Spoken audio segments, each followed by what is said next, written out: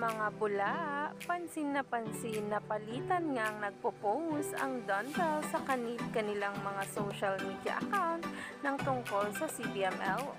Pero ito na nga guys ang agaw atensyon dahil sa bago nga nitong post ni Bel Mariano sa kanyang IG story na ito nga agad ang bumungad sa maraming bula na hindi pa nakamove on sa ganap nga kagabi sa episode ng Can't Buy Me Love na kung saan ngayon ay nagtitrending.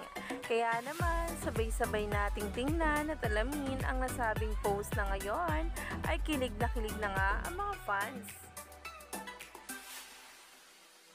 Pang-limang gabi na nga mamaya ang Can't Buy Me Love. Pero gabi pa rin nga talaga nagtitrending ang mga hashtag na ginagamit ng mga bula. At kapansin-pansin nga talaga ang paayuda ni Bel Mariano. Ito nga guys mismo ay isang video.